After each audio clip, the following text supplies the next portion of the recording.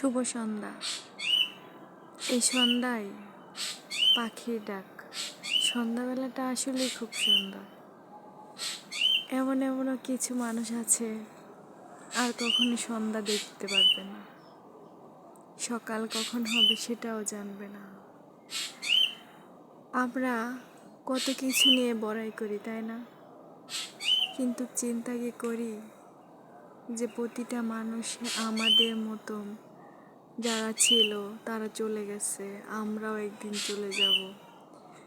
এই কোলাহল পৃথিবী ছেড়ে আমরা সবাই এক স্থানে চলে যাব। সত্যি বলে মরাটা খুবই দরকার, আর মিথ্যা বলে ছলনা করাটা অন্যায়। এই অন্যায়টা কেন মানুষ বুঝে না? আজ অনেক ঠান্ডা, কিন্তু এমনও কিছু মানুষ আছে তারা ঠান্ডার মধ্যেই বসবাস করে। আমাদের এত কিছু আছে, তারপরও বলি কিছুই নাই নাই নাই। আসলেই কি নাই? না, আমরা ভুলে গেছি আমাদের প্রাণহীন দেহটাকে। আমাদের চাইতে কত কষ্টে অনেক মানুষ আছে এখনো, যারা অনেক কষ্টে জীবনযাপন করছে। শীতের সোয়েটার নাই, থাকার জায়গা নাই, রাস্তায় বসবাস করছে।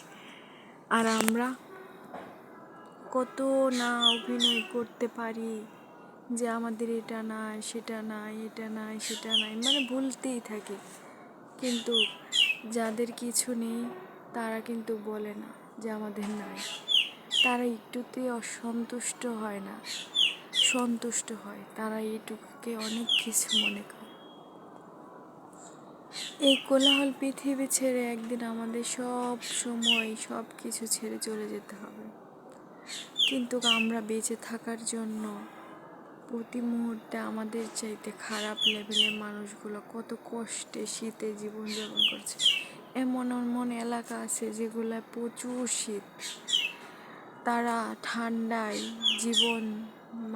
জীবনে এত কষ্ট তাদের জীবনযাপন বলার বাইরে। আমরা তো চার দেওয়ালে ছাদের নিচে বসবাস করি, কিন্তু ওরা না পারে বলতে। পশু পাখিরা দেখেন ঠান্ডায় ডাকছে, কিন্তু ওদেরকে কি করব? আমরা তো কোনো কিছু দেওয়ার মতো সেরকম সামর্থ্য নেই।